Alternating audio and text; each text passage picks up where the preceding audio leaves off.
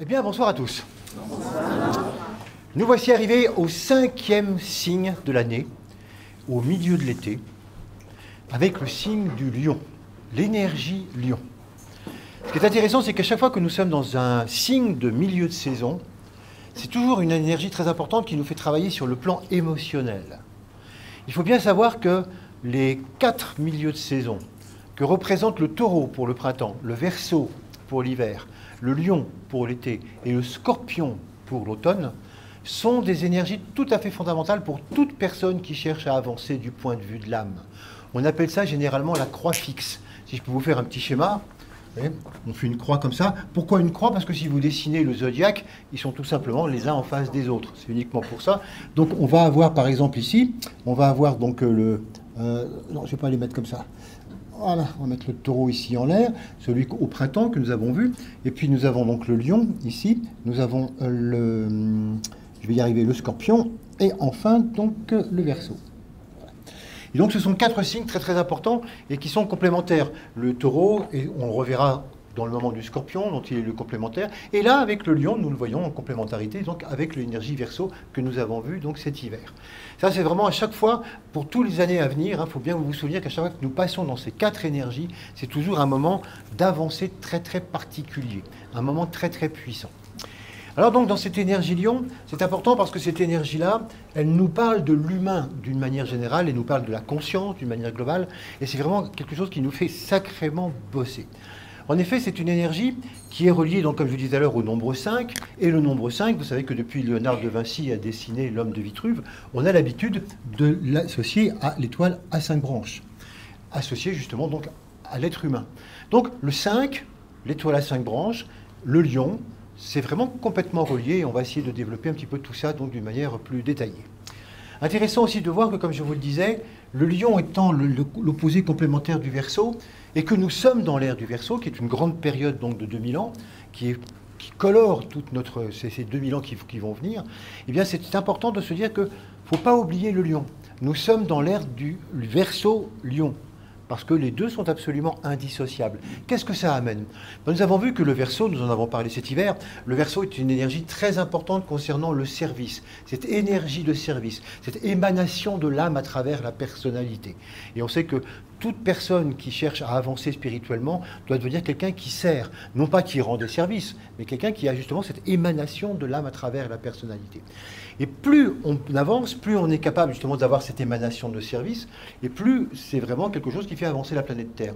Mais qu'est-ce qui va permettre d'être de plus en plus dans cette émanation de service? La progression de la conscience. Plus on va progresser en conscience, et plus naturellement le service sera meilleur. On voit donc bien que le progrès de l'un dépend complètement de l'autre, et qu'on ne peut pas donc se distancier de ces deux aspects. Verseau, lion. Intéressant de voir que cette histoire, donc reliée à l'humain, va se relier complètement à notre histoire de conscience. En effet, le lion va nous poser une question qui nous intéresse tous. Qu'est-ce qu'un humain? Quelle est notre identité? Et chacun de nous peut se poser, mais qui suis-je fondamentalement? Ce qui est intéressant, c'est d'imaginer une situation dans laquelle, par exemple, vous seriez interviewé en direct, comme ça, à la radio ou à la télévision, et l'intervieweur vous dirait « Présentez-vous, monsieur, qui êtes-vous » Qu'est-ce qu'on dirait à ce moment-là? Voilà, je m'appelle un tel, j'ai telle situation maritale, j'ai tels enfants, j'ai fait telles études, j'ai tel diplôme, j'ai telle compétence, ça me permet d'avoir tel boulot et telle responsabilité à l'intérieur de ce boulot.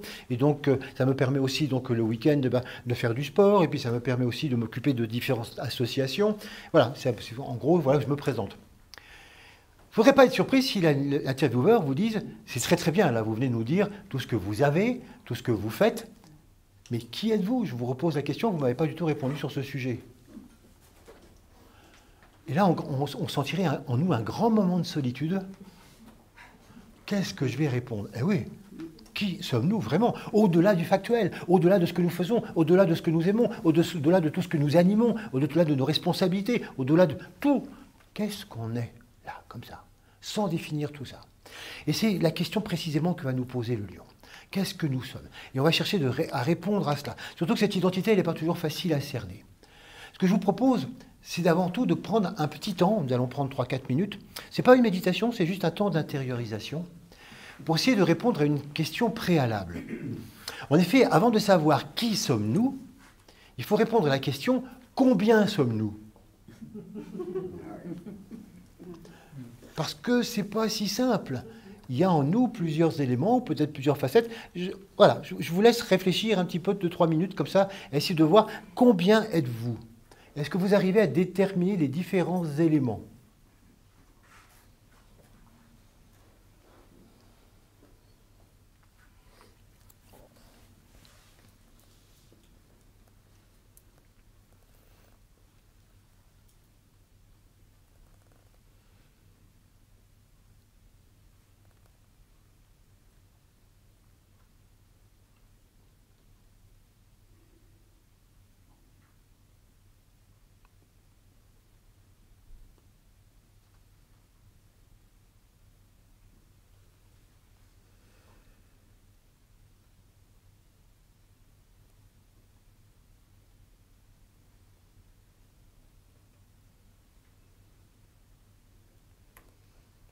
Il y a certainement beaucoup de facettes, mais il y a peut-être aussi quelques personnages qui ressortent, principaux.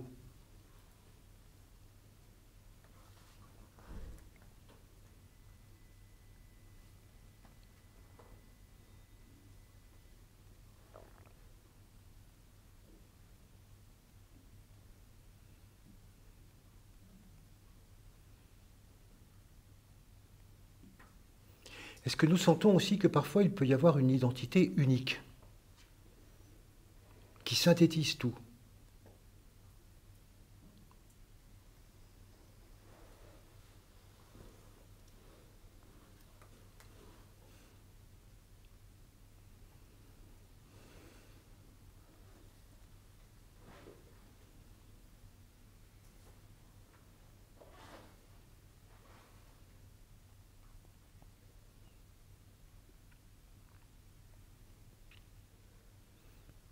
Voilà.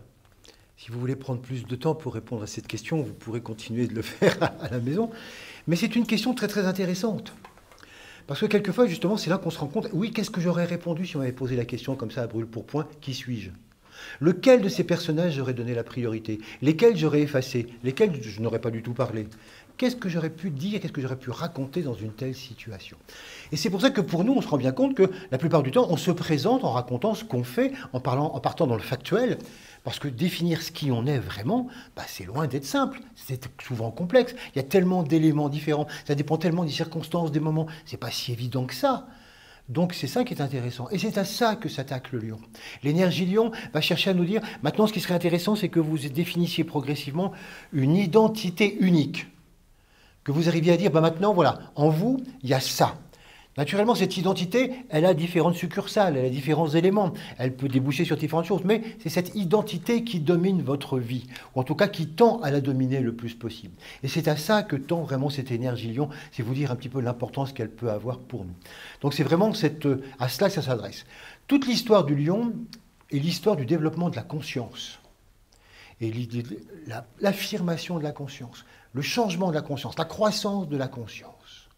Et comme en plus, c'est le thème de notre système solaire actuel, c'est aussi le thème justement du développement de la conscience, vous verrez qu'il y a une très très grande analogie entre le soleil et l'histoire du lion. Ce sont vraiment deux éléments fondamentaux qui vont ensemble. C'est pour ça que le soleil et le lion vont vraiment très très fortement ensemble. Vous vous souvenez que dans les différentes énergies que nous avons vues, il y a toujours un moment où je vous définis quelles sont les planètes, qui sont les outils de ces énergies. On définit généralement deux planètes. Une par rapport à la personnalité, en vous disant, voilà, si vous voulez vivre telle énergie, vous utilisez telle planète sur le plan du moi. Par contre, sur le plan de l'âme, il faut plutôt utiliser telle autre énergie. Et généralement, ce sont deux planètes différentes. Il n'y a que pour le Capricorne, pour l'instant, que nous avons vu qu'il y avait la même, c'était Saturne. La responsabilité, mais à un niveau quelque peu différent. C'était vraiment une échelle supérieure. Et bien là, avec le lion, on va retrouver quelque chose de très très très particulier, c'est que c'est le soleil qui va servir de planète. Et ce soleil, il va servir de planète, pas simplement au niveau inférieur, mais au niveau médian, au niveau de l'âme, et au niveau encore au-dessus. Ce troisième niveau, je ne vous en parle jamais. Je ne vous en parle jamais parce que c'est le niveau de l'esprit. Et pour nous, ça n'a aucune raison pratique. Ça ne donne rien du tout. On n'en est pas là, pour nous, on en est au niveau de l'âme, déjà, à vivre en tant qu'âme. Vivre au niveau de l'esprit, c'est quelque chose qui viendra dans un futur lointain. Donc je ne vous parle jamais de la troisième. Là, je voudrais vous en parler quelque peu, tout simplement parce que le soleil, eh bien, il est présent dans les 3 niveaux.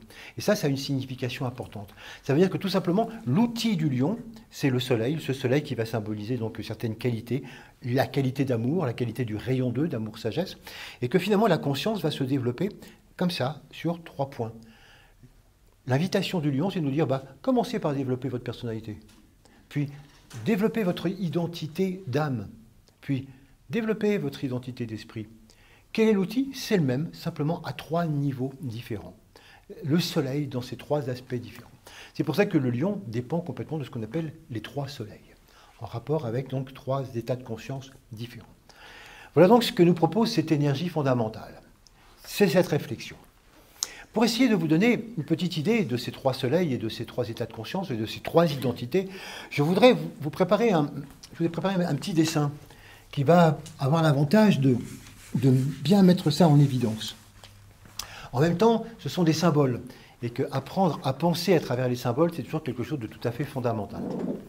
Nous avons vu avec le cancer du mois dernier que c'était vraiment une énergie de mise en forme, et que les 3 énergies qui étaient présentes partout, le plus, le moins et le neutre, que ces 3 énergies fondamentales, d'un seul coup, elles se mettaient en une seule unité qui était le 4. Vous vous souvenez de la phrase? Le 1 donne naissance au 2, qui donne naissance au 3, qui donne naissance au 1 comme 4e. C'est-à-dire que 3 éléments donnent naissance tous d'un seul coup à quelque chose qui apparemment est tout simplement unitaire. C'est l'apparence unitaire de la forme. On symbolise ça avec le carré, puisque le cancer, c'est justement donc le 4, le 4e signe. Le carré de la forme. Tout est là. C'est pour ça que la conférence s'appelait « En forme ». Maintenant, avec le 5, on va voir apparaître quelque chose. Avec le 5, on va tout simplement voir apparaître la conscience dans la forme. Et ça se symbolise par le point. Ce petit point qui est au centre, c'est ce qu'on appelle la quintessence, la 5e essence. C'est la conscience. Et là, on a le 5e élément. Voilà pourquoi finalement, entre le cancer et le lion, on va avoir justement cette idée de conscience. Et comme cette conscience va nous emmener loin, comme on va le voir, eh ben, la conférence de ce soir s'appelle « En joie ». De « en forme » à « en joie ». On va voir justement pourquoi un petit peu plus dans le détail tout de suite. Voilà donc l'histoire du passage du cancer au lion. Ce qui est intéressant, c'est que ce symbole-là symbolise, le symbole du carré avec le point, symbolise finalement toute vie. On pourrait très bien faire une série de carrés comme ceci, dans lesquels on pourrait voir, hop là, ce sont des carrés, hein, vous avez reconnu.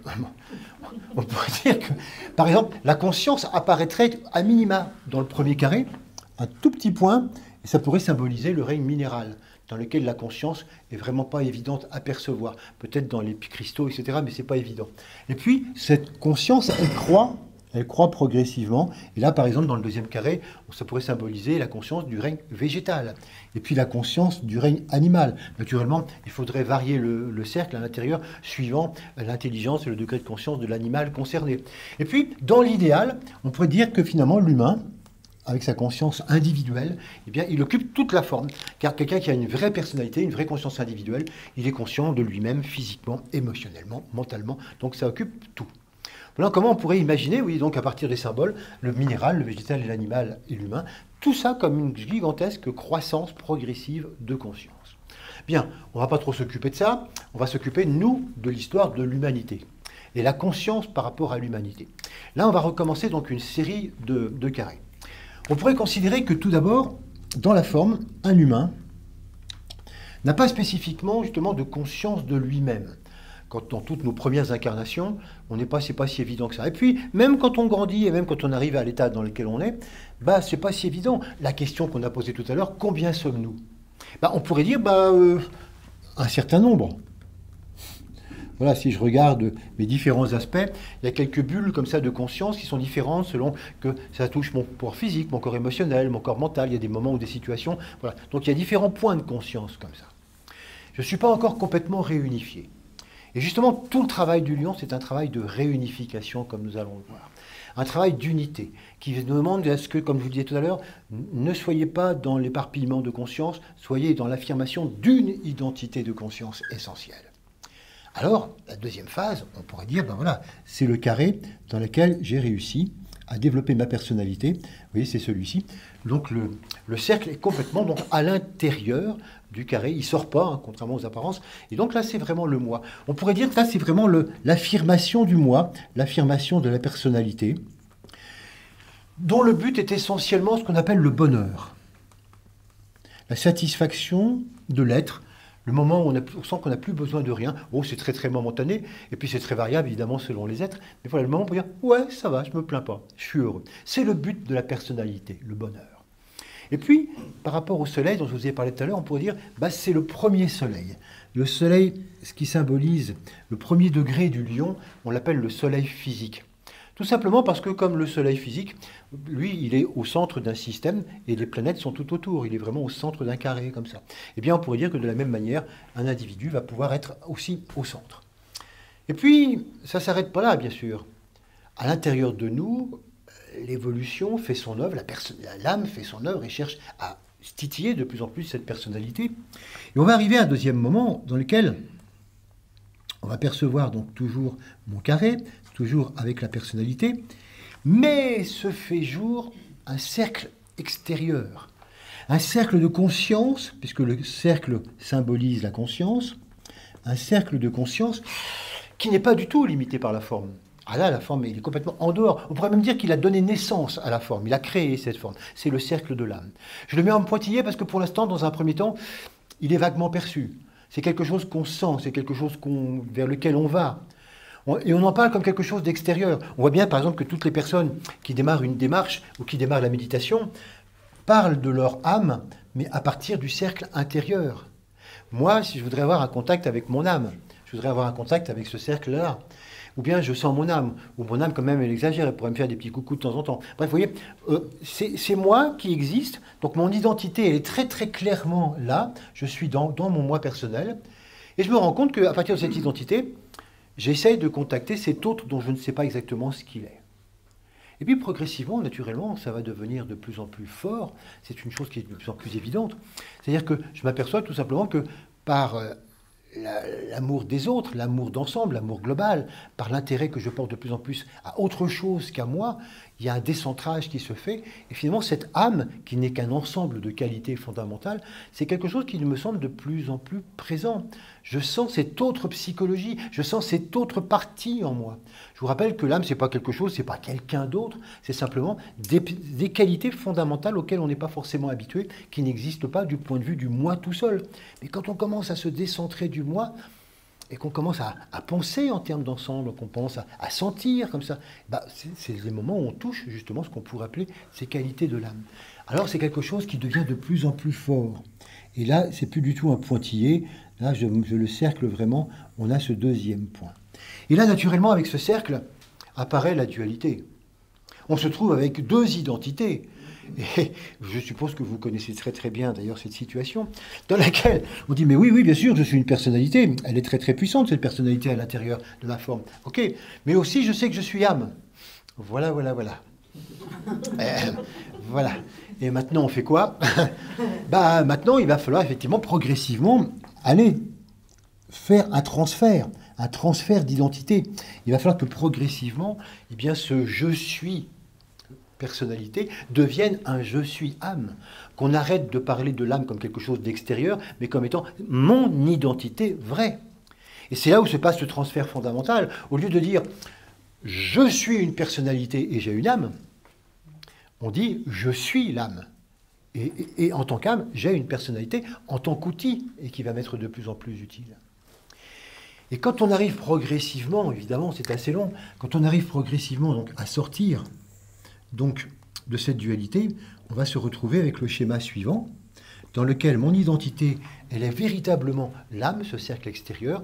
Naturellement, la personnalité n'est pas du tout disparue. La personnalité est l'outil créateur indispensable à l'âme, mais elle y est soumise. Et donc voilà pourquoi je la mets cette fois-ci en pointillé. On a inversé ce qui s'était passé, donc le schéma précédent.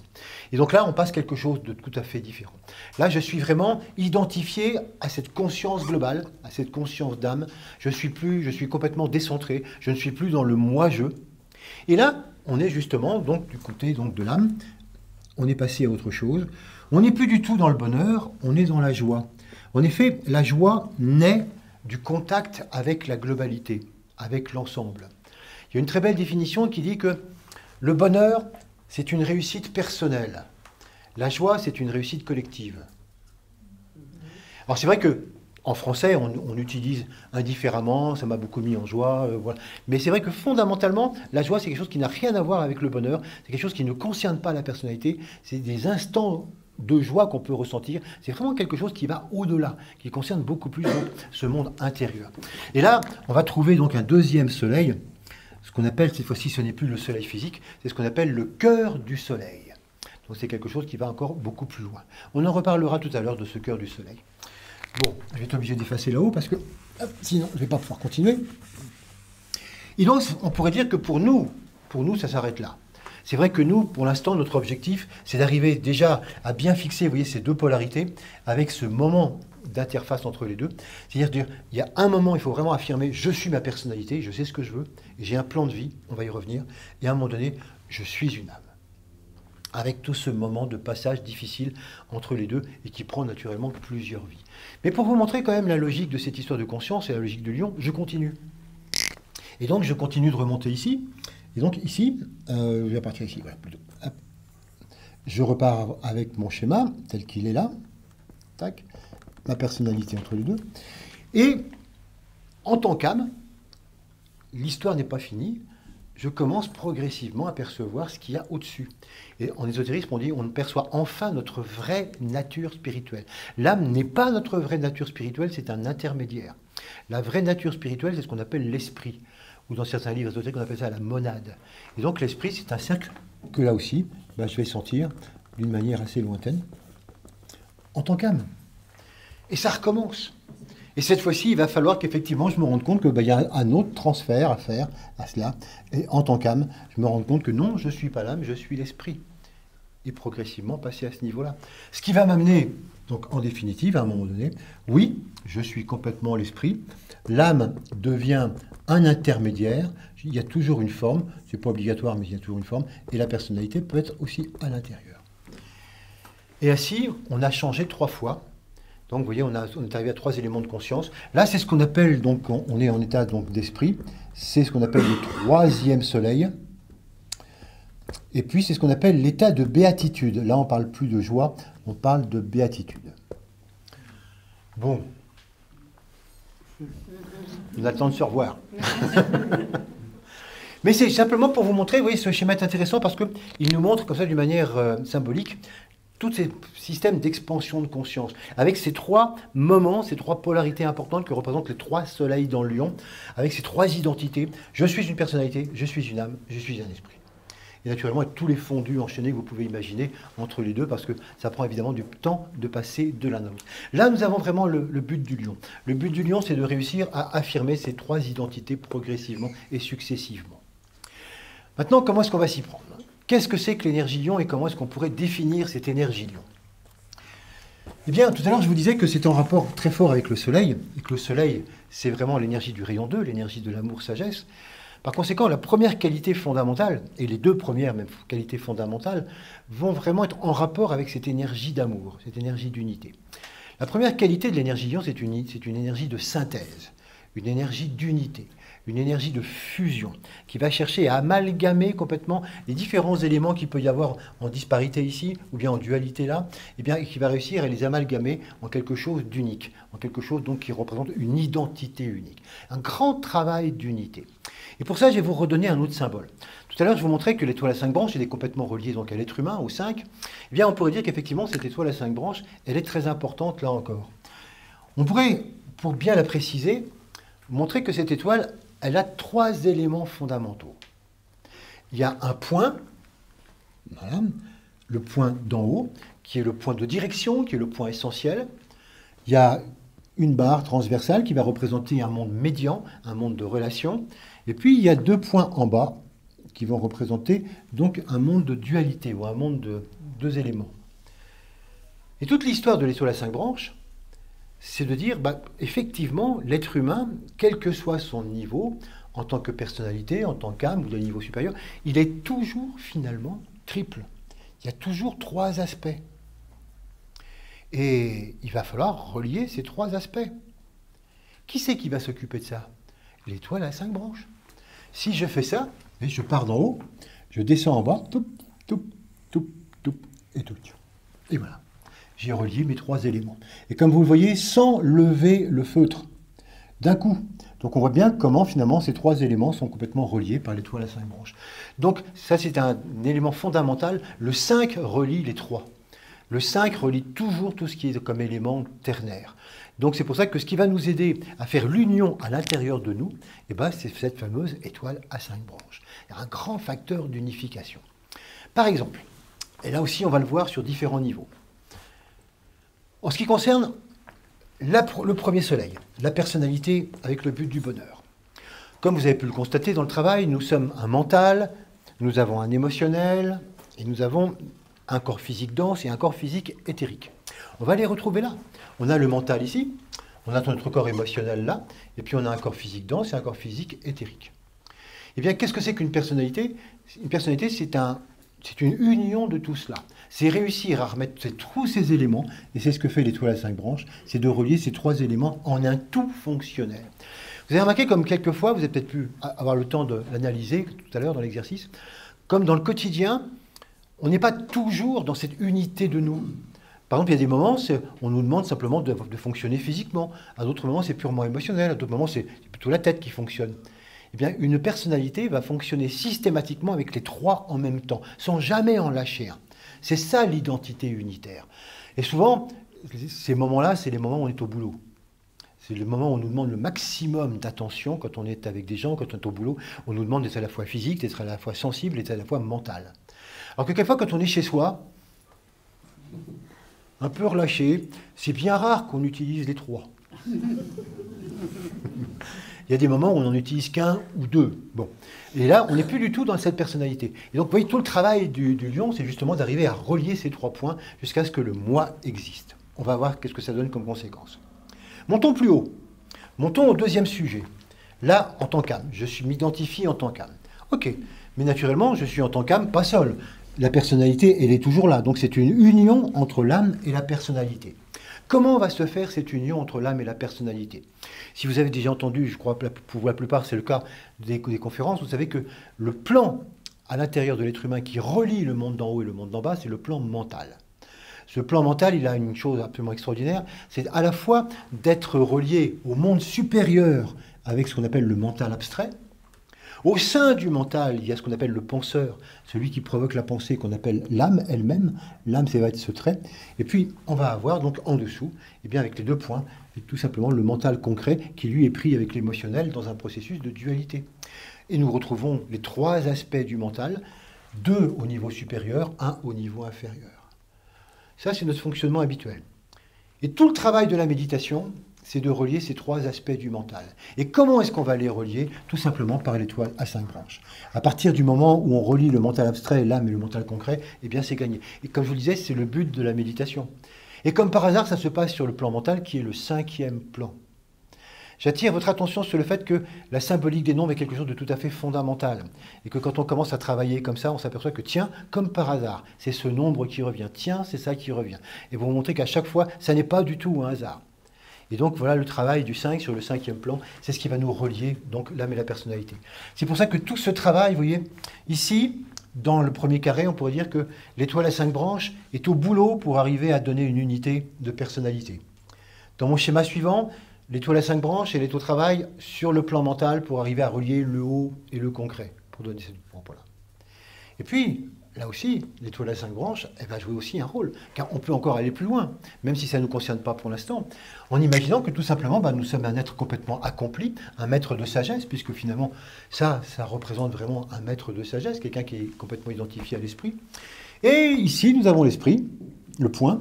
La barre transversale, eh bien, c'est tout simplement l'âme et la personnalité, avec ces 2 aspects, donc ici, au niveau inférieur. Et naturellement, pour relier tout ça, esprit, âme, corps, esprit, âme, personnalité, eh bien nous avons à nouveau l'étoile à 5 branches. Donc, vous voyez, quelle que soit l'échelle, que ce soit à l'intérieur de nous, que ce soit entre l'âme et nous, que ce soit esprit, âme, corps, de toute façon, à chaque fois, c'est toujours l'étoile à 5 branches. Le grand processus d'unification qui est complètement relié à l'énergie lion. Voilà pourquoi cette énergie lion, elle est complètement reliée à cette capacité d'unir. Amalgamer, c'est vraiment quelque chose de tout à fait énorme.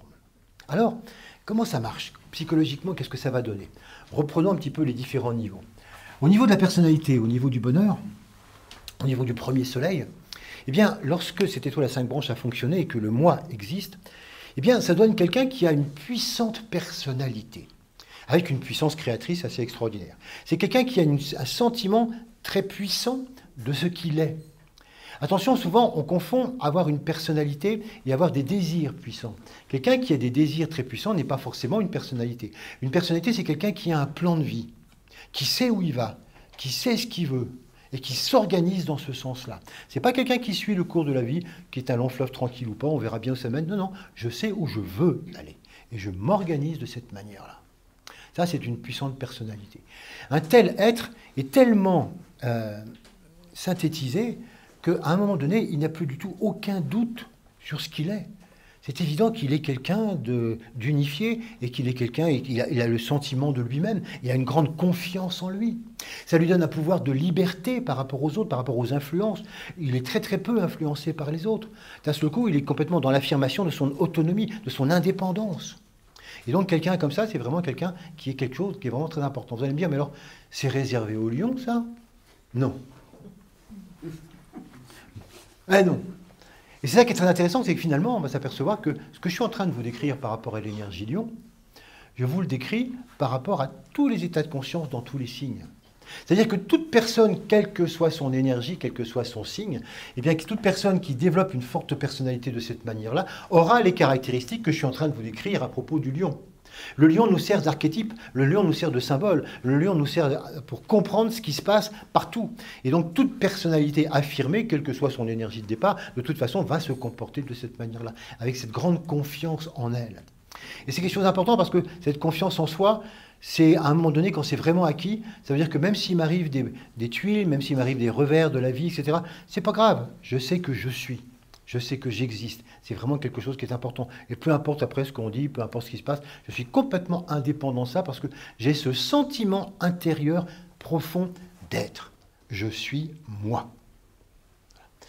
Et ce qui est intéressant, c'est que de tels êtres réussissent même à amalgamer, alors ça c'est encore plus fort chez les lions, ils réussissent même à amalgamer des défauts, des failles, apparemment, des problèmes psychologiques. Des problèmes psychologiques ou des défauts qui, chez tous les autres signes, pourraient dire « Non, mais attends, ça c'est grave, non, mais ça m'embête, moi.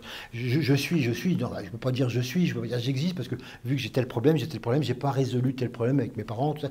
C'est un peu difficile. » Pour un lion, pouf, il réussit à amalgamer absolument tous les problèmes, tous les défauts à l'intérieur de son être. Chez lui, ce ne sont plus des failles, ce sont tout simplement des paradoxes. Ce sont un petit peu des paradoxes assumés, des contradictions assumées. Oui, je sais, le lion est toujours très très conscient. Je suis parfaitement conscient que j'ai tel défaut, que j'ai tel problème, etc. Mais bon, ça fait partie de moi, ça fait partie du personnage, il faut prendre tout avec. Tu veux, moi, voir un psy? Non. Jamais. Et non, le lion préfère beaucoup plus la synthèse que l'analyse. C'est pour ça que le lion se souvient toujours de ce qui est arrivé à ce pauvre mille-pattes. Un crapaud qui voyait passer le mille-pattes et qui le voyait avec une coordination de ses mille-pattes en ondulatoire, automatique. Il dit stop, excusez-moi, comment est-ce que vous arrivez à tout coordonner de cette manière-là? Et le mille-pattes, il dit c'est pas compliqué, je démarre par l'avant droite. Non, je démarre par l'avant. Non, je démarre par l'arrière. Il n'est jamais reparti. Donc il y a certaines coordinations qui, lorsqu'on commence à les détailler, c'est foutu. Et le lion sait ça. Il sait très bien que s'il commence à s'analyser, s'il commence à se détailler, s'il commence à se remettre en question, tout le bel édifice, il est terminé. Et il n'y a plus du tout cette unité fondamentale. Donc il réussit à faire une unité de tout son être, qualité, défaut compris. C'est ce qui fait souvent justement la force de ce personnage. Vous voyez, c'est une énergie très puissante parce que voilà, tout ça est compris finalement comme un. C'est ce qui donne justement donc cette capacité. Alors, naturellement, vous imaginez que quand quelqu'un comme ça a une telle force, une telle confiance en lui, ça amène beaucoup de choses, hein, aussi bien pour le bien que pour le mal. On imagine bien qu'un tel individu peut parfaitement, du coup, user et abuser de sa force et de son indépendance. D'autant plus que beaucoup de gens sont en rapport avec lui, beaucoup de gens vont l'admirer, ou beaucoup de gens vont le suivre, parce que voilà, c'est quelqu'un de fort, c'est un chef, c'est quelqu'un sur qui on peut compter. Et donc on voit très très bien les abus de pouvoir qu'il peut y avoir, ou au contraire, donc quelqu'un qui profite de cette personnalité pour mettre au service des autres. Après, c'est comment chacun peut s'arranger avec sa personnalité. On voit bien un petit peu ce que ça peut donner. Maintenant, si on regarde justement cette qualité d'union, cette qualité d'unité, cette fois-ci entre l'âme et la personnalité, qu'est-ce que ça peut donner? Là aussi, ça donne vraiment des qualités tout à fait extraordinaires d'unité. Là encore, on va retrouver presque les mêmes définitions que je vous ai faites pour la personnalité, mais cette fois-ci, beaucoup plus subtile, beaucoup plus en tant qu'âme.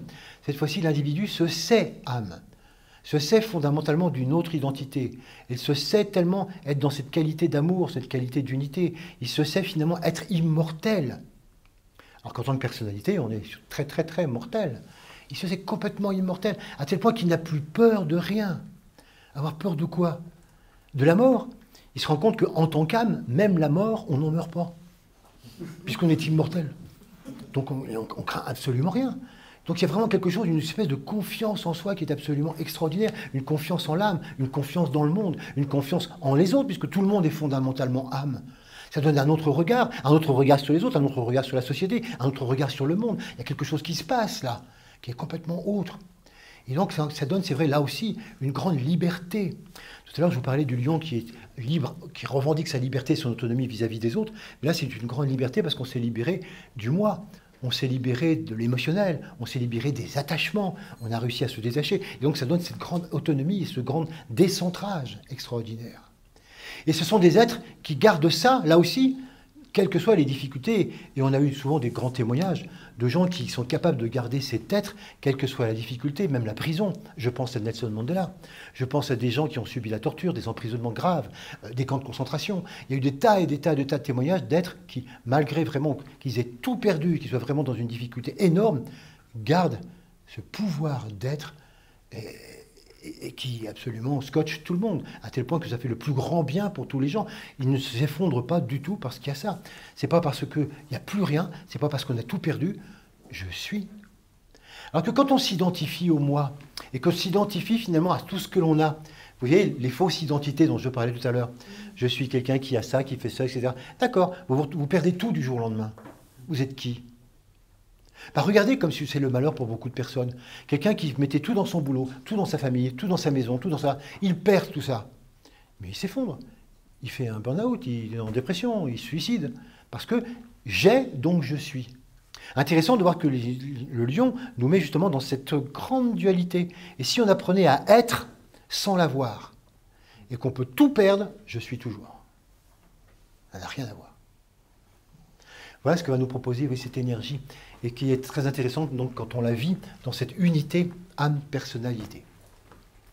Là aussi, on peut voir un peu tout le rayonnement qu'il peut y avoir, et c'est pour ça qu'on dit souvent que le lion a une grande capacité de réaliser à l'extérieur ce qu'il réalise à l'intérieur. Cette union de personnalité, cette union des différents éléments, cette union de l'âme et de la personnalité, c'est vraiment quelqu'un qui est capable de réunir des groupes, de réunir des gens, qui est capable d'amalgamer dans des associations, dans des groupes de travail, dans des entreprises, voire même des nations. Je pense à Napoléon qui a réussi à amalgamer complètement toutes les provinces françaises, donc pas toujours avec le bien, hein, mais vraiment c'était un personnage lion. Donc ce sont vraiment des personnes qui ont cette capacité de mettre ensemble, d'amalgamer, de fusionner, de transformer tout ce qui est morcelé en une unité.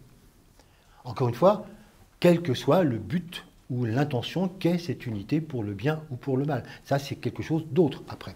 Mais vous voyez, cette capacité de réunifier, d'unification, ça, c'est justement cette force du lion. Voilà donc quelle est la première qualité de cette énergie. Unité, synthèse. La deuxième, elle va complètement dépendre de la première. C'est une qualité de radiance. Et là, nous allons retrouver le soleil. En effet, le soleil physique, c'est une bombe thermonucléaire permanente. Hein, on dit quelquefois, on apprend quelquefois à l'école que le soleil, il brûle du gaz, il brûle de l'hydrogène. S'il brûlait simplement du gaz, je peux vous assurer qu'il ferait très très très froid ici et que ça ne marcherait pas comme ça. Non, ce qui se passe dans le Soleil, c'est que les forces de pression sont tellement énormes au centre que les atomes d'hydrogène s'écrasent les uns les autres et fusionnent. Et lors de cette fusion, il y a une libération d'énergie absolument fantastique qu'on appelle l'énergie atomique. C'est ce qu'on fait dans les bombes H, les bombes thermonucléaires qui peuvent faire tellement de dégâts. Il suffit de très peu de matière qui fusionne pour libérer l'immense énergie destructrice que nous connaissons. Vous allez me dire, alors pourquoi le Soleil n'explose pas? Tout simplement parce que les forces de gravitation sont telles que ça retient l'explosion définitive et que tout est ramené sans arrêt au centre et que finalement, jusqu'à ce que tout l'hydrogène soit consumé dans cette... et ça va prendre encore quelques milliards d'années, et bien que tout l'hydrogène soit consumé, c'est vraiment quelque chose qui dégage une énergie absolument extraordinaire. Voilà un très beau symbole. Encore une fois, le Soleil nous montre que de toute fusion naît un rayonnement d'énergie extraordinaire. C'est exactement ce qui va se passer dans notre psychologie. À chaque fois que nous fusionnons quelque chose, à chaque fois que nous nous réunissons, à chaque fois que nous ne sommes plus dispersés, à chaque fois que nous affirmons notre identité, je suis la personnalité, ou je suis une âme fusionnée avec la personnalité, ça dégage sans que nous fassions quoi que ce soit. C'est automatique. Le fait de cette fusion, de l'affirmation de cette fusion, dégage un rayonnement extraordinaire. Voilà pourquoi les gens qui ont une forte personnalité ou les gens qui ont une âme qui agit comme ça ont vraiment un charisme, comme on dit, extraordinaire. Ils sont capables de rayonner, donc d'amener une influence considérable sur les gens, parce qu'ils sont capables vraiment d'amener ces qualités comme ça au contact avec les autres. Parce que sans qu'ils le fassent exprès, sans que ça se passe, il suffit qu'ils affirment la fusion pour que ça rayonne.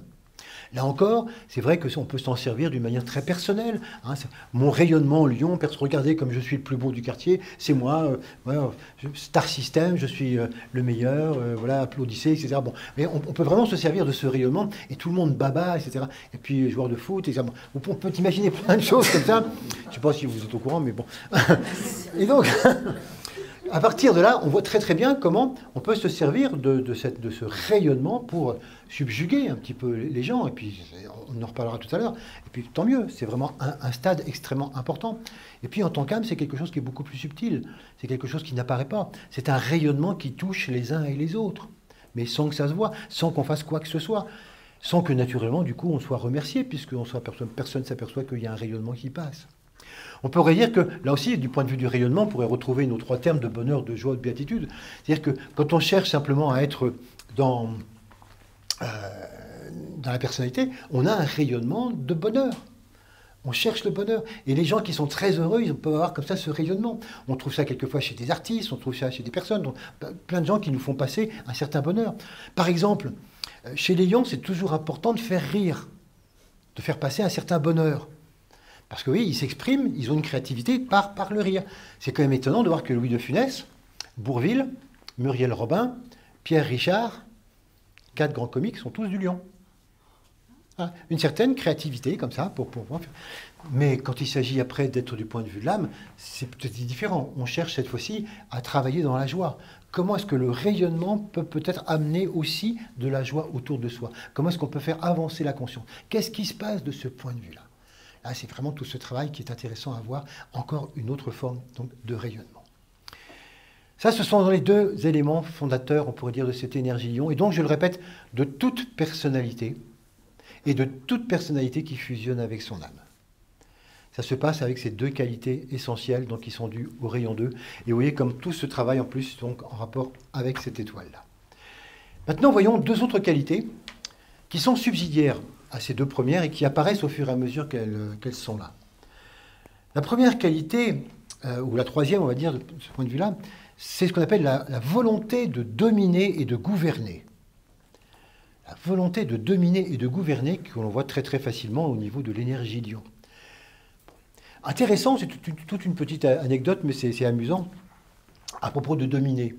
C'est qu'en musique, la 5e note d'une gamme s'appelle la dominante. On le dit parce qu'elle est très importante après la tonique qui est la première. Et quand on fait un accord de dominante, c'est souvent pour préparer un petit peu la fin. Donc la dominante. Et que dans la gamme de Do, Do, Ré, Mi, Fa, Sol, la 5e s'appelle Sol. Sol, S-O-L, comme le soleil. Puisque en latin, Sol, Solis, ça veut dire le soleil. Bizarre quand même. Hein, encore un hasard, le 5, la dominante, le soleil, vous voyez, on tourne toujours autour des mêmes éléments. Alors ce pouvoir de dominer et de gouverner, oui, on pourrait très vite passer sur le plan de la personnalité, où là, on pourrait s'imaginer qu'à partir du moment où je suis un être fusionné, à partir du moment où j'ai vraiment l'affirmation de moi, par rapport à tous les gens qui n'ont pas d'affirmation d'eux, je vais me gêner, tiens, pour les dominer et les gouverner. Donc je peux devenir très très rapidement quelqu'un qui domine, qui gouverne les autres. Parce que les autres, ils ne savent pas trop où ils sont, ils savent pas trop, ils ont manque de volonté, ils manquent d'affirmation. Moi, je vais te leur en donner, moi, de l'affirmation. C'est comme ça que ça fonctionne. Et donc, on peut voir effectivement des gens qui travaillent cette personnalité, qui utilisent ce pouvoir de dominer et de gouverner, parce qu'ils utilisent leur unité par rapport à tous ceux qui n'ont pas encore fondamentalement cette unité. Ok. C'est vrai que du coup, ça peut donner toutes sortes d'autocrates, toutes sortes de dictateurs, que ce soit au niveau familial, que ce soit au niveau d'une société, d'une entreprise, au niveau d'un État. Bon, je passe là-dessus, vous imaginez bien tout ce que ça peut donner quand on mésuse de ce pouvoir de dominer et de gouverner. Quand on en arrive justement au monde de l'âme, c'est intéressant parce qu'on s'aperçoit que de ce côté-là, il ne s'agit plus de dominer et de gouverner les autres. Il s'agit de se dominer et de se gouverner soi-même.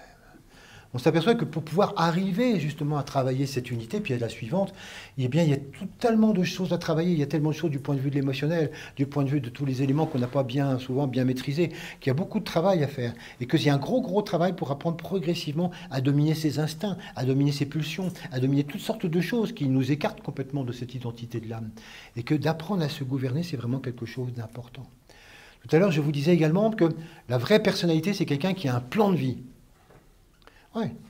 Eh ben, on pourrait dire aussi que celui qui est du point de vue de l'âme, c'est celui qui n'est plus dans son plan de vie personnel, mais cherche de plus en plus à être en rapport avec le plan global. Quel est le plan planétaire? Qu'est-ce qui doit être?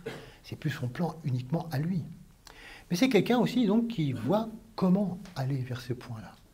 Alors son rayonnement à ce moment-là, ce n'est pas du tout consisté à vouloir gouverner les autres, à vouloir vraiment les dominer. Non, c'est simplement à tenir le gouvernail. Parce que gouverner, ça vient de gouvernail, et gouvernail, ça veut dire donner la direction. Celui qui tient la gouvernail, c'est celui qui donne la direction et qui maintient la direction dans le bon sens. Et donc c'est quelqu'un qui, simplement, en tant qu'âme, en tant qu'être subtil, simplement à l'arrière-plan, cherche toujours à donner la bonne direction. Il n'impose rien, il ne gouverne personne, il ne domine personne. Et puis entre les deux, entre le dictateur et puis celui qui gouverne personne, eh bien, il y a toutes sortes de possibilités immenses, y compris simplement celui qui a une forte personnalité, qui est de plus en plus en rapport un peu avec l'âme, et qui sent que, voilà, la direction, elle est là. Il a un plan de vie, il sait très bien que c'est comme ça qu'on avance. Et du coup, toutes les personnes qui ont une certaine tendance à être un peu paumées, à ne pas savoir où on va, à te dire, ou à hésiter, ou à être entre deux chaises, on va le suivre, lui. On va aller là. Et donc c'est vrai qu'il se retrouve en train de dominer, entre guillemets, ou de gouverner, en train de tenir le gouvernail, parmi toutes sortes de personnes qui cherchent momentanément donc, un coup de main. Voilà pourquoi, oui, ce pouvoir de dominer et de gouverner, depuis l'autocrate jusqu'à simplement celui qui tient le gouvernail subtil, eh bien, il y a toutes sortes et toutes formes de choses, donc ça peut apparaître de manière extraordinairement différente. Encore donc une grande qualité de chacun d'entre nous, pas uniquement le lion, de chacun d'entre nous en tant que personnalité, quand on cherche le contact avec l'âme et quand on devient progressivement donc, cette âme. Et enfin, quatrième qualité, c'est la volonté d'illuminer. C'est une qualité subsidiaire du rayonnement. Quand le rayonnement apparaît, il y a effectivement ce rayonnement automatique dont je parlais, et puis il y a une volonté d'aller un peu plus loin dans ce rayonnement, et c'est la volonté d'illuminer les autres, justement un peu de guider les autres, de montrer un petit peu les autres. Alors c'est vrai que, là encore, au niveau inférieur, j'ai juste 30 secondes sur le niveau inférieur, le lion est souvent très champion pour illuminer les autres. Je vous disais tout à l'heure, le star system, le plus grand, le plus beau, le mien, etc. Bling bling, toutes sortes de choses comme ça. Regardez-moi, regardez comme je suis bien. Bon, ça c'est du tape à l'œil, m'as-tu vu? Mais au-delà de ça, il y a vraiment quelque chose qui se fait et qui est beaucoup plus intérieur, beaucoup plus intéressant. Parce que cette volonté d'illuminer, cette qualité inhérente à l'énergie lion, elle pousse à la connaissance, elle pousse à la recherche de la connaissance. Et donc, encore une fois, le mental qui va jouer son rôle. Et donc, le lion est quelqu'un qui va utiliser beaucoup la connaissance, qui cherche à comprendre le monde dans lequel il est. Et qui va développer effectivement une quête de connaissance, de savoir. Là aussi, peut-être qu'au début, comme il en sait plus que les autres, il peut s'en servir aussi pour dominer et gouverner. Mais tout ça, ce sont des aspects momentanés, ce sont des déviances momentanées. Momentanément, c'est comme ça. Mais progressivement, il va utiliser justement cette connaissance pour progresser. C'est ça qui va l'amener progressivement justement à découvrir l'âme qui est autour de lui. Surtout que cette connaissance, à un moment donné, au lieu d'être quelque chose qui dit « tiens, je vais illuminer les autres de ma science, tiens, je vais leur dire ce qu'il faut penser, tiens, je vais leur dire ceci, tiens, je vais les enseigner », Eh bien, c'est quelque chose qui va vivre beaucoup plus personnellement. Pourquoi? Tout simplement parce que quand on est justement dans cette énergie lion, ou dans cette énergie de personnalité forte, comme je disais tout à l'heure, il y a une forte autonomie, il y a une indépendance. Donc le lion n'apprend de personne. Quand vous demandez à un lion, symboliquement, comme je viens de vous le dire, qui t'a enseigné? Ben, pas grand monde, tout seul, je me suis...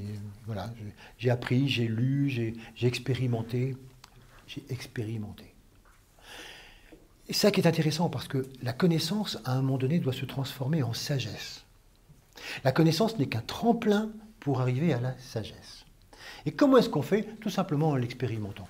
Toute connaissance qui reste intellectuelle, toute connaissance qui reste comme ça à l'extérieur, ne sert pas à grand-chose et ne sert qu'à faire de l'effet, évidemment, vis-à-vis des autres, à illuminer les autres. Mais quand on est intérieurement quelque chose que l'on vit, qu'on vit de l'intérieur et qu'on peut en parler, qu'on peut témoigner de ce qu'on vit à l'intérieur, alors là, c'est une sagesse. Voilà pourquoi, vous voyez, dans cette notion de lion, la véritable pouvoir d'illuminer, cette volonté d'illuminer, c'est de partager ces moments de sagesse. C'est de partager des connaissances, mais qui sont passées au crible d'un vécu, au crible d'une expérimentation. Et ça, c'est vraiment quelque chose qui peut amener beaucoup de choses donc, à tous ceux qui cherchent. Voilà donc ce que représente cette quatrième qualité. Nous avons donc cet ensemble de 4 qualités, vous voyez, très très reliées donc, entre elles, avec ce pouvoir d'unification, encore une fois, c'est l'aspect fondamental du lion, du rayon 2, de l'amour, ce pouvoir donc de rayonnement qui s'ensuit, ce pouvoir de tenir le gouvernail, donc qui permet d'aller plus loin et de se maîtriser soi-même, de se discipliner soi-même. Hein, le lion se discipline pour y arriver et qui amène finalement cette connaissance, cette sagesse qui peut être partagée dans cette volonté d'illuminer. Et donc, on pourrait dire, ben, c'est sympa, voilà, une énergie vraiment très intéressante en tout cas. Oui, parce que c'est ce qui nous est proposé ce mois-ci.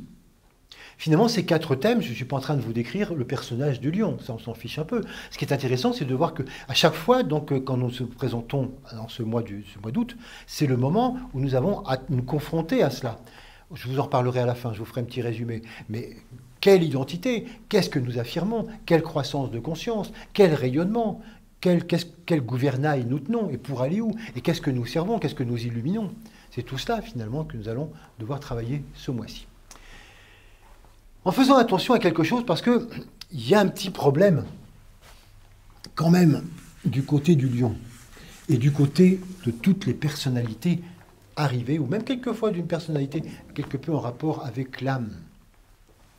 En effet, quand on a bien travaillé sa personnalité, on arrive à un moment donné où on est au centre d'un carré. Je reprends mon carré.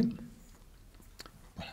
Ce carré va symboliser mon cadre de vie, un espace, le domaine dans lequel je vis. Et on s'apercevra que toute personnalité et tout lion est systématiquement au centre de son système.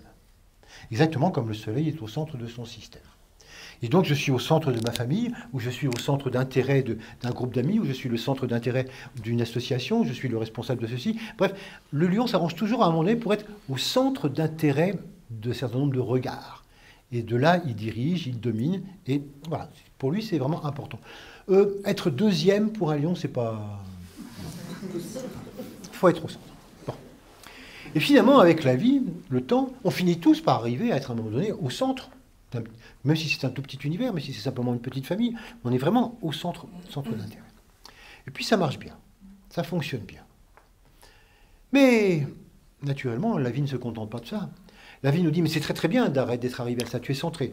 Maintenant, il faudrait peut-être que tu te rendes compte que finalement, ton carré et son centre, dont tu es si fier, il n'est que sur la périphérie d'un carré beaucoup plus grand, et que ce carré beaucoup plus grand, il serait peut-être intéressant que tu te descendes et que tu ailles à l'aventure, que tu t'expanses. La conscience ne va pas rester étriquée comme ça. La conscience demande toujours à s'agrandir. Et c'est là que les difficultés commencent pour le lion et pour la personnalité. Sortir de mon carré, oulala. Mais ça, c'est dangereux. Mais ça, attends, c'est aller à l'aventure. Mais est-ce que je vais être capable de sortir de là et de trouver le nouveau centre ici? Si je le ratais, si je devenais second, non, c'est pas supportable. Remarque, je pourrais toujours revenir là, par sécurité. Et donc, on sent bien que c'est un petit peu difficile. Il y a vraiment, faut sortir un peu de ses habitudes. Il faut prendre des risques. Bon, allez, soit, je le fais. Souvent, c'est un saut qu'on fait aux alentours de 37, 38, 39, 40 ans. Par là, quelquefois, la vie nous propose un petit peu ce genre de saut. Et puis quand on est tranquillement installé, et puis ça fait 10 ans, ça y est, je suis au centre, mon boulot, ma famille, tout tourne, enfin, vraiment impeccable. Ils ont dit, bah oui, mais c'est pas le tout, mais il faudra peut-être réaliser que ton centre ici, il est à la périphérie d'un carré beaucoup plus grand, et qu'il va peut-être falloir... Ah non, non, ça va pas recommencer, vous n'allez pas m'en faire... Si, on va recommencer. Il n'est pas question de s'arrêter là. Ah non, non, mais là, c'est beaucoup trop grand. Là, mais, déjà, j'ai eu un petit peu de mal à gagner le centre du carré là. Là, je risque de tout perdre. Ben, ah ouais, mais non, pas comme ça. Donc, bon, alors, vraiment, on a beaucoup de mal. C'est pour ça que le lion évite absolument de se confronter à des gens qui ont beaucoup plus de capacités que lui, beaucoup plus de savoir que lui, beaucoup plus de compétences que lui. Il évite de se confronter à des gens qui sont beaucoup plus puissants, parce que ça va le remettre en question, parce que du coup, ça va l'introduire dans un carré dans lequel il sera plutôt le second ou le troisième que le premier. Donc, il vaut mieux rester là où il en est tranquillement dans son... Voilà. Donc, il reste dans son petit domaine, il ne cherche surtout pas à aller voir plus loin. On est bien là, tranquillement, dans sa cage. Voilà, c'est bien. Le lion est terriblement bien dans sa tanière. Seulement l'âme, évidemment, ne l'entend pas de cette oreille de lion. Elle lui dit, bah écoute, vas-y, parce que sinon, ta vie, de toute façon, ça ne va pas aller. Et même ici, tout va se déstructurer. Alors, il y va, dans un grand effort, et réussit finalement à retrouver, ça y est. Voilà, là, il est bien content, parce que là, vraiment, il a fait 2-3 changements comme ça dans sa vie. C'est super. Bon. Et là, l'âme lui dit, bon, bah maintenant, si tu veux vraiment rentrer complètement dans une autre identité, puisque dans ce carré-là, tu as quand même déjà commencé à travailler un peu le domaine de l'âme, tu as commencé à travailler la spiritualité, tu as commencé à lâcher, tu as accepté de décentrer, mais pour retrouver quand même un centre. Mais maintenant, si tu veux vraiment passer dans l'autre aspect, si tu veux vraiment aller dans l'identité complète, je suis âme, alors il reste un saut à faire. Ah, le lion dit, bon, là où j'en suis, de toute façon, maintenant, pourquoi pas? Ouais, mais c'est un petit peu différent, tu vois, parce que là, il ne s'agit pas d'aller dans un carré, il s'agit d'aller dans un espace infini. Et dans cet espace infini, eh bien, tout le monde est absolument à égalité. Ça veut dire que finalement, bah, ça veut dire qu'il va falloir que je trouve le centre? Non, il n'y a pas de centre. Il va falloir que tu réussisses à être un parmi tout ça. C'est la conscience de groupe. De la conscience de groupe, tu es complètement impersonnel. Tu n'existes plus en tant que personnage. Tu n'as plus jamais à être au centre de quoi que ce soit. Tu es complètement dans cet ensemble, et c'est l'ensemble qui vaut quelque chose. Nous sommes un élément parmi l'ensemble. Là, pour le lion, c'est harakiri, là. Se décentrer, là, d'un seul coup, ne plus être le centre du monde, ne plus être le centre des préoccupations, ne plus être le centre des biens. Ça, c'est... Voilà. Mais, voilà, eh ben, il finit quand même par réussir, parce qu'on va toujours beaucoup plus loin.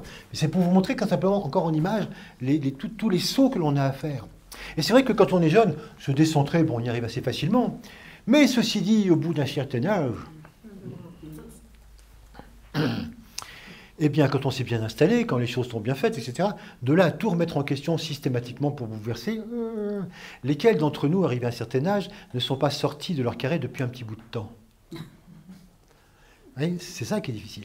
Voilà pourquoi la jonction qu'on donne sans arrêt au lion, le lion doit toujours sortir de sa tanière. Il y a un certain temps, mais il doit sortir. Et pour ça, il faut qu'on se méfie de nos excellences. Nos excellences sont nos principaux poisons. Là où on excelle, dans une profession, dans une association, dans une manière de vivre, etc. Là, on est excellent, et pourquoi changer? Eh oui. Mais tout simplement parce que la conscience n'a pas du tout fait tout ça pour rester planté là, dans un petit cercle. Il faut absolument aller plus loin. Si tu réussis, si tu es excellent, ok. Tu excelles, oui, et bien c'est plus à faire. Oui. Donc voilà pourquoi c'est quelque chose qui est tout à fait difficile, et c'est là la plus grande difficulté justement du lion, c'est d'arriver à se rendre compte que il faut remettre en question. Alors qu'habituellement, on remet en question quand d'un seul coup ça commence à pourrir dans le carré. Quand l'ambiance est plus très sympa dans les 5 carrés, on dit bon, il serait peut-être temps de changer là. Bon, oui, on ajoute souvent, de toute façon, j'ai plus le choix. Mais si on a le choix et que tout marche bien, je ne vois pas pourquoi je m'embêterais finalement à aller ailleurs. Voilà donc quelle est notre difficulté du lion d'avancer de plus en plus. Vous allez me dire, mais alors, comment on fait? Parce qu'il faut, d'accord, on change de carré, mais comment on fait pour le faire? Comment ça fonctionne? De quoi on va pouvoir utiliser? Eh bien, on va utiliser la 5e, normale, La cinquième qualité du lion, la sensibilité. Ah, ça, c'est la qualité donc fondamentale du lion. La sensibilité, c'est vrai que quand on connaît habituellement le monde inférieur du lion, on dit tiens, un lion c'est sensible. Bon, ça peut paraître bizarre. Et pourtant, oui, c'est le mot-clé qui peut résumer toute l'histoire de tout ce que je viens vous raconter. Tout se passe grâce à la sensibilité. Vous noterez d'ailleurs que tout début, même si après il y en a plus, mais au tout début, la sensibilité se développe par 5 sens. Une fois de plus. Bon. Et donc, à partir de là, ce qui est intéressant, c'est de voir comment, dans cette sensibilité, on va réussir à se construire. Toute la construction, toute l'élaboration de l'être va se faire et se réussir uniquement à partir de la sensibilité. C'est la sensibilité qui va nous amener progressivement à passer dans tous ces stades. Comment ça marche? On va noter 4 stades de sensibilité. Le premier stade de sensibilité, c'est celui qui va nous faire passer des aspects multiples en nous jusqu'à l'aspect unitaire. Passer de l'un à l'autre. Cette sensibilité, elle est très importante parce que pour énormément de monde, c'est comment on se construit vis-à-vis des autres. Pour se construire, on est tout simplement sensible en permanence aux impacts du monde extérieur. Qu'est-ce que me dit le monde extérieur? Qu'est-ce que me dit la société? Qu'est-ce que me disent mes parents? Qu'est-ce que me disent mes proches? On est sans arrêt finalement à la recherche de la reconnaissance, qui est le mot clé, on pourrait dire, de ce processus-là. On cherche et on court après la reconnaissance, et vous en avez même qui, toute leur vie, cherchent après la reconnaissance et qui ne l'ont pas forcément. Être reconnu, être aimé. Et c'est vrai qu'inconsciemment, eh bien, tant qu'on est là, on se construit tout simplement et on cherche l'unité en notant en nous-mêmes qu'est-ce qui est intéressant, qu'est-ce qui ne l'est pas. On se rend compte de nos échecs, on dit oh, bah, ça, il ne faut pas faire. De nos réussites, ah oui, tiens, bah, ça marche très très bien. Et finalement, on se modèle notre personnalité, on l'adapte progressivement à ce qui marche et à ce qui ne marche pas, à ce que les gens veulent et à ce que les gens ne veulent pas, à ce qui fonctionne et à ce qui ne fonctionne pas, à ce qui fait que finalement on est reconnu ou qu'on n'est pas reconnu. Et c'est ainsi que finalement on arrive à un moment donné à dire, bah voilà, le résultat de toutes les influences que j'ai pu avoir, à telle époque, dans tel pays, dans tel type de société, avec tel type de parents, etc., ben, voilà, je suis ça. Et le résultat de notre personnalité, c'est que la plupart du temps, grâce à cette sensibilité au milieu, grâce à tout ce qui peut nous impacter en permanence, eh bien, nous nous construisons. Donc, c'est intéressant de voir que le lion, dans un premier temps, cette personnalité, ce n'est pas le résultat de soi-même, c'est le résultat d'une sensibilité synthétique de tout ce que nous percevons autour de nous et de tout ce que nous avons noté qui est aimé ou pas aimé, accepté ou rejeté. Alors, ce premier terme, reconnaissance, on pourrait l'appeler aimez-moi, va être suivi d'un deuxième stade. Le stade où on va véritablement être ce lion individuel, indépendant, autonome, tel que je vous l'ai décrivé tout à l'heure. Parce que là, vous voyez, il n'y a strictement aucune autonomie. Je me suis construit entièrement en rapport avec ce que je sentais des autres. Là, il va y avoir quelque chose de tout à fait différent. Dans cette deuxième phase, le lion ou la personnalité va simplement affirmer son autonomie, son indépendance. Il va avoir besoin de se replier quelque peu sur soi-même en disant « mais qu'est-ce que je veux pour moi-même » Cette personnalité va se rendre compte que depuis des lustres, peut-être même des vies, elle s'est construite en faisant ce que les autres attendaient d'elle. Finalement, ma vie, moi, c'est ce que j'ai fait, ce que mes parents attendaient de moi, ce que la société attendait de moi, ce que mes profs attendaient de moi. Puis après, voilà, j'étais en couple et j'ai fait ce que mon mari ou ma femme attendait de moi, puis ce que mes enfants attendaient de moi, puis ce que mon patron attendait de moi, puisque... Mais zut à la fin. Mais qu'est-ce que moi, j'attends de moi ? Qu'est-ce que moi j'attends de moi? Question tout à fait fondamentale. Et c'est là où s'affirme vraiment cette indépendance, cette liberté d'être dont je parlais tout à l'heure. C'est quand on devient sensible à soi-même et à sa propre volonté, qu'on a décidé de couper et d'arrêter de vouloir être ce que les autres veulent qu'on soit. C'est là qu'on devient le véritable lion, la véritable personnalité autonome, autodidacte, indépendante. C'est là que les choses s'affirment véritablement. Mais c'est vrai que c'était un moment difficile, parce que c'est un moment souvent où on se ferme des autres, où on a tellement l'impression que maintenant ce qui compte, c'est moi, c'est ma volonté, c'est ce que je veux. Et ce que les autres veulent, je m'en fiche complètement. Et quelquefois, ça peut donner vraiment des moments, vous voyez, très solitaires, parce qu'un tel lion a tendance un petit peu à se couper des autres, parce que maintenant, c'est ce que je veux. Arrêtez de vouloir quelque chose de moi. Moi, qu'est-ce que je veux de ma vie? Comment je vais m'organiser dans ma vie? Voilà. Ça, c'est un stade extrêmement important. Quelquefois, qui peut être un peu destructeur pour soi, pour les autres, mais tellement fondamental. On ne peut pas aller ailleurs, on ne peut pas finalement aller dans le monde spirituel tant qu'on n'a pas, tant qu'on ne s'est pas dit qu'est-ce que je veux moi de ma propre vie, qu'est-ce que j'attends de moi. Sinon après, on va faire une démarche spirituelle parce que ça se fait, parce que j'ai des amis qui m'emmènent là-bas, parce qu'ils me disent tu verras, c'est intéressant cette démarche spirituelle. Ah oui, bah tiens, j'y vais pour te faire plaisir. Bah non, j'y vais parce que c'est une mode ou parce qu'il y a beaucoup de choses qui paraissent. Oh, on parle beaucoup de la méditation, donc je me dis, mais à quel moment j'ai voulu ça vraiment? Mais quelquefois, jamais. Je me suis toujours fait entraîner, j'ai toujours simplement accepté les choses. Donc c'est pour ça que ce stade d'arrêt, ou de sensibilité vis-à-vis de soi-même est toujours un stade tout à fait fondamental, qu'il ne faut pas garder trop longtemps. Parce qu'on est complètement fermé. Mais l'âme sait très bien que c'est un mal pour un bien. On sait très bien que, ok, il faut passer par là.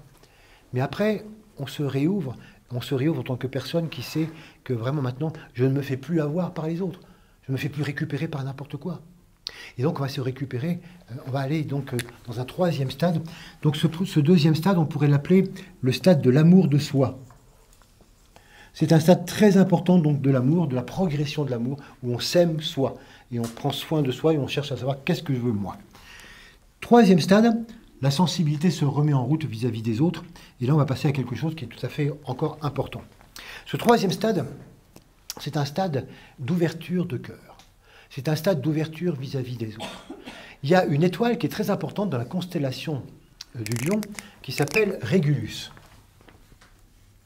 C'est l'étoile principale de la constellation. Ça veut dire en latin le petit roi. Le lion, le roi des animaux, Régulus. Et en astronomie, ce qui est intéressant, c'est que ça s'appelle effectivement, réellement, le cœur du lion. Tiens, je parle d'astronomie, ça fait penser que j'ai oublié de vous dire quelque chose. C'était simplement pour vous faire remarquer que toute cette histoire que j'ai faite là, vous la retrouvez complètement dans l'histoire de l'astronomie. Il y a encore 1500 ans, on était persuadé que la Terre était au centre de l'univers. Je dis, ah non, non, non, c'est pas la Terre, c'est le Soleil. Ah bon, alors d'accord, on change de carré. Le Soleil est au centre de l'univers. Ah non, non, non, non, il est dans la galaxie. Il y a encore un siècle, on disait, notre galaxie est au centre de l'univers. Pourquoi? Parce que toutes les autres galaxies semblent fuir la nôtre. Donc le seul point où les autres fuient, c'est le centre. Donc notre galaxie est au centre. Et puis maintenant, c'est, non, non, il n'y a pas de centre. Donc, oui, c'est passionnant de voir que l'histoire de l'astronomie a suivi exactement ces phases-là que nous suivons donc psychologiques. Bon, je referme la parenthèse. J'en reviens à Régulus, l'étoile donc qu'on appelle le cœur du lion, et qui est tout encore une fois un symbole. En astronomie, c'est vrai qu'il y a quelquefois des noms comme ça dont on ne se rend même pas compte qui sont vraiment chargés de symboles. Parce que le secret du lion, c'est justement d'arriver à passer au chakra du cœur. Le lion qui est au niveau personnel, il a développé ce qu'on appelle le plexus solaire, le moi-je. C'est le chakra qui est en rapport avec ce rayonnement du moi. Et que tout le travail du lion, c'est de passer du plexus au cœur, du moi au nous, de la personnalité justement à cette globalité, à cette ouverture. Voilà pourquoi la sensibilité qui se met en route quand on quitte le moi, c'est d'être sensible aux autres, d'être sensible à l'ensemble, d'être sensible à cette conscience globale. Et pas simplement vue par le biais de moi, mais vraiment dans cette ambiance de globalité. C'est d'être sensible à la nature, c'est d'être sensible aux différents règnes, c'est de ne pas se considérer comme étant le centre du monde, mais comme étant un élément. Et de comprendre que finalement le monde ne fonctionne que par cette conscience de groupe, cette conscience d'ensemble. Et c'est ce qu'on appelle le cœur. Le cœur n'a rien à voir avec un sentiment, mais tout à voir avec une capacité de sentir les choses en termes d'ensemble. Et là, c'est un des gros travaux aussi qu'on a à faire en ce mois d'août, c'est arriver à cesser de se décentrer de soi-même pour s'ouvrir progressivement par rapport à l'ensemble. Donc ce travail de cœur, c'est important parce que c'est là qu'on appelle justement le deuxième soleil, tel que je voulais parler là, on l'appelle le cœur du soleil. Et il est très très en rapport avec justement Régulus, qui est ce qu'on appelle le cœur du lion. Et donc il nous donne la clé pour sortir de la personnalité. La clé pour sortir de la personnalité, c'est ouvrir le cœur. Ouvrir notre conscience de perception d'ensemble.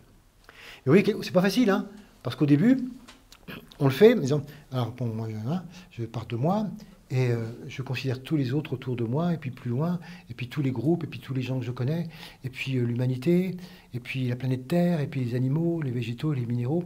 Et quand on a fini, on se rend compte que je suis au centre. J'ai fait une belle expansion partout, mais je suis toujours au centre. Et donc, arriver à imaginer ça sans être au centre, c'est vrai que c'est ça qui n'est pas facile. Arriver à se considérer comme un élément parmi, dans n'importe quelle place, et arriver à considérer, non pas soit au milieu d'un ensemble, mais l'ensemble tout court. Et c'est ça qu'on appelle vraiment toute cette progression de cœur, donc on va trouver dans ce troisième élément. Donc, là, c'est vraiment donc, ce qu'on appelle l'amour de groupe, l'amour d'ensemble. Et puis, naturellement, il y a une quatrième dimension, puisque nous passons donc à la dimension supérieure, celle qui, pour nous, est pour l'instant un petit peu à rêver, mais intéressante. Cette dimension dans laquelle on est vraiment groupe, on est vraiment âme, et on s'aperçoit qu'il y a encore des dimensions supérieures de vie fondamentale, des choses que je ne pourrais pas vous décrire parce que je les vis absolument pas, donc je ne sais que par les bouquins de ce que ça peut représenter. Donc vraiment des capacités de vivre fondamentalement ce qu'on appelle le plan divin, le plan pour la Terre, le plan pour le système solaire. On perçoit ce qui doit être. Et c'est finalement ce qui s'est passé lorsque le Christ sur la croix, au moment de ce qu'on appelle sa quatrième initiation, eh bien, il est passé de ce plan-là, le plan de l'âme, complètement sur le plan de l'esprit, et il a réalisé la puissance de ce plan. Et il l'a exprimé par cette parole, « Père, que ta volonté soit faite et non la mienne ». Ça veut dire que ton plan global soit fait et non pas mon plan. Et pourtant, lui, son plan, ce n'était pas un plan personnel. C'était déjà un plan d'amour tout à fait fondamental en tant qu'âme. Mais il réalisait d'un seul coup l'existence d'un plan supérieur et il passait à ce niveau-là. Voilà, pour nous, c'est quelque chose de plus loin, mais c'est pour vous montrer un petit peu ce qui se passe. Là, ce niveau-là, c'est ce qu'on appelle donc l'amour du plan, l'amour de ce qui doit être. Vous comprendrez pourquoi le Bouddha, qui a complètement mis en évidence tout un enseignement sur cette progression de conscience, le Bouddha qui a dit, mais voilà, ce qui est important, c'est que nous, comment est-ce qu'on réussit à progresser en conscience à partir de ce que l'on est, à partir de trouver l'état de Bouddha en nous, l'état de béatitude, etc. Comment est-ce qu'on grandit? Il avait comme symbole le lion. Parce que c'est vraiment le plus beau symbole astrologique de cette expansion de conscience à laquelle nous sommes invités. Alors, il y a, en conclusion, pour essayer de faire un bilan un petit peu de tout le travail qui est à faire, je voudrais vous commencer par vous présenter une autre étoile. Sirius. Sirius, c'est une étoile très très proche de nous. C'est une étoile qui n'est qu'à 8 années-lumière et qu'on voit très très bien dans le ciel d'hiver. C'est une étoile très très brillante. Eh bien, Sirius représente l'octave supérieure en domaine de sagesse de notre Soleil. Ça veut dire que les initiés qui sortent véritablement premiers, on pourrait dire les grands initiés du système solaire, les grands maîtres de sagesse, le Bouddha, le Christ, etc., tous les gens comme ça, à un moment donné, ils sont admis comme débutants, comme apprentis dans la grande loge de Sirius. Qui, je suppose, quand ils en sortent, sont admis comme apprentis. C'est toujours en fractal, ces choses-là. C'est pour vous dire que Sirius est vraiment une note fondamentale. Et ce qui est important, c'est que pendant le mois d'août, il y a un triangle tout à fait subjectif d'énergie fondamentale entre Régulus, Sirius et notre Soleil. C'est vraiment un moment tout à fait fondamental qu'on appelle la fête de l'amour, car ces trois étoiles sont reliées au rayon 2. Ces trois étoiles sont extrêmement reliées justement à l'aspect amour-sagesse. Et donc, intéressant de considérer, après tout ce que je viens de vous dire, que le mois d'août, depuis maintenant, puisqu'on est rentré dans le Lion il n'y a pas longtemps, jusqu'au 21 août, c'est le mois de l'amour, c'est la fête de l'amour. Or, petite anecdote, Sirius se trouve dans la constellation du Grand Chien. Et le Grand Chien, ça se dit en latin, le chien, ça se dit canis, qui a donné d'ailleurs caniche, issu directement du latin. Bah oui, c'est directement, bon, canis. Et du coup, comme c'était l'étoile la plus brillante du Grand Chien, on l'a appelée la petite chienne. Et petite chienne en latin, ça se dit canicula, autrement dit canicule.